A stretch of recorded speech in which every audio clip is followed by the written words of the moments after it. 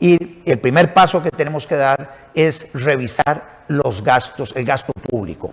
Y en gasto público hay mucho que se puede hacer del lado de las remuneraciones a funcionarios públicos.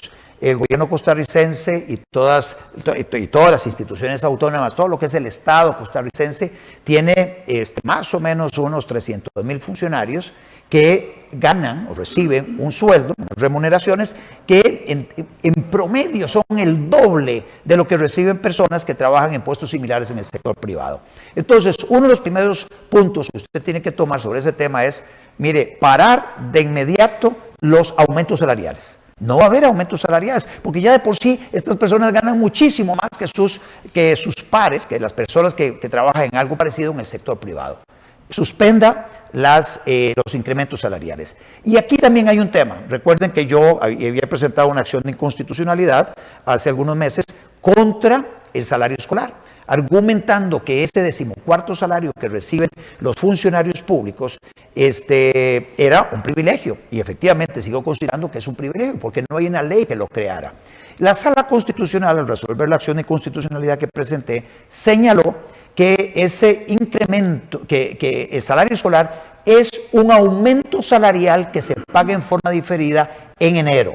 Es un aumento salarial que le corresponde a los funcionarios públicos durante los 12 meses del año, que se va acumulando contablemente y que se paga en enero.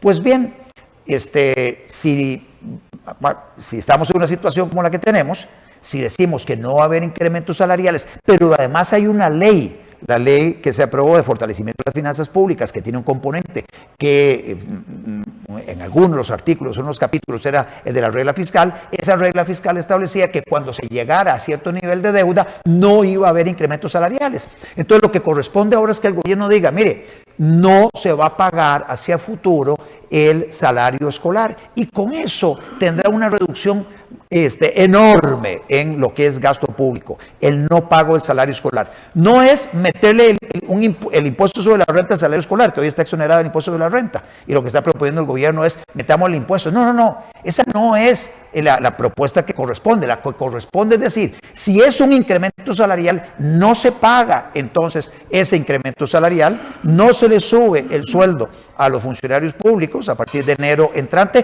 pero tampoco se empieza a registrar en forma diferida, a registrar de forma contable el salario escolar que tendría que pagarse en enero del 2022. Bueno, ahí hay una propuesta muy puntual de reducción de gasto público. Hay otras que podemos hacer. Por ejemplo, hay muchos funcionarios públicos que se les paga dedicación exclusiva. Esto significa, usted puede estar trabajando en el sector público y tiene una profesión en particular. Y hay un plus salarial que dice, mire, trabaje solo para el sector público y no trabaje para el sector privado, o sea, no trabaje en lo propio. Si usted es abogado, usted solo puede trabajar como abogado en el gobierno, en la entidad donde usted está laborando como tal. Bueno, ¿y por qué? ¿Y por qué? ¿Por qué no podría esa persona trabajar en las noches en su casa? ¿Por qué no podría esa persona los fines de semana tener su bufete y brindar servicios profesionales allá? Y lo mismo es válido para el profesor de la Universidad de Costa Rica, que se le paga dedicación exclusiva por dar clases únicamente en la Universidad de Costa Rica. ¿Por qué no podría dar clases en otra universidad en las noches o los fines de semana? ¿Por qué no podría tener un emprendimiento él por su lado dando clases privadas? En fin, hay muchos absurdos y muchos abusos en la remuneración a funcionarios públicos donde todavía puede recortarse mucho. Dedicación exclusiva no es un derecho adquirido y puede reducirse casi que de inmediato. Entonces decíamos el salario escolar, decíamos el no incremento de los salarios, pero tampoco el pago de anualidades. Imagínense que en el sector público, en la mayoría de los casos en el sector público, por cada año que se trabaja en el sector público, se le reconoce un plus salarial. Aparte del incremento salarial por aumento en el costo de vida, le dan además un plus salarial. En la ley de fortalecimiento de las finanzas públicas quedó establecido en más o menos un 2%, 1.96% de aumento salarial todos los años por concepto de una anualidad. En otras entidades públicas, eso es gobierno central, en otras entidades públicas se llega a pagar casi hasta el 5% de incremento anual solo por eso. O sea, todos los años se paga ese 5% adicional a el incremento salarial que se les venía pagando y reconociendo cada 6 meses. Bueno, eso hay que suspenderlo de inmediato. Dicho sea de paso, hay un proyecto de ley en la Asamblea Legislativa en estos momentos que se está discutiendo en el Pleno y que está siendo bombardeado por el diputado José María Villalta del Frente Amplio con el propósito de que no sea aprobado. Tampoco tiene el beneplácito de diputados del Partido Acción Ciudadana. Bueno, esas son áreas donde se puede reducir de inmediato. Hay otras que tienen que ver con alquileres. Usted puede reducir muchísimo en alquileres.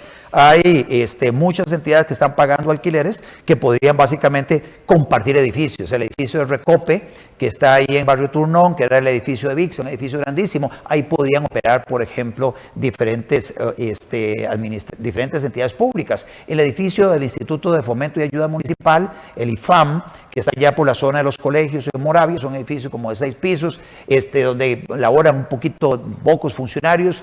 Esta institución debería cerrarse y si se cierra el IFAM, entonces tenemos un edificio que podría ser ocupado por otras dependencias gubernamentales para establecerse por allá y no pagar alquileres. El edificio viejo de Recope, también en Barrio Turnón, es un edificio que está básicamente vacío. El edificio del CNP, allá por la zona de por la Municipalidad de San José, donde tiene la sede de la Municipalidad de San José, hay que cerrar el CNP, y si se cierra el CNP, ahí tiene usted edificios disponibles que podrían utilizar eventualmente otras instancias gubernamentales. Entonces hay mucho que se puede hacer en reducción de alquileres. Inclusive podría ofrecerse a fondos de inversión, propiedades, terrenos, edificios. Tome esto para que ustedes lo puedan desarrollar y usted deme un edificio de oficinas por otro lado. Y entonces se está comprando propiedades para alquilar, entregando otras propiedades de tal manera que no se tengan que pagar alquileres. Mucho que hacer del lado de gasto público. Y viene la otra parte, hay que reducir planilla. Hay muchos funcionarios que sobran. Hay un estudio, por ejemplo, del 94, que señalaba que la Asamblea Legislativa podría funcionar con 600 personas. Hoy tiene casi 1000 personas. ¿Podría reducirse la planilla de la Asamblea Legislativa? A mi juicio sí. Eso significa que hay que pagarle a las personas todos sus extremos laborales. Es un pago que se hace de una sola vez. El dinero del Fondo Monetario Internacional podría pedirse para eso, para hacer liquidaciones de funcionarios, para que estas personas puedan eventualmente con esa liquidación iniciar algún emprendimiento. Y eso requiere obviamente que el gobierno elimine un montón de trabas para que haya más actividad económica. Esa es parte de lo que se puede hacer a nivel de gasto.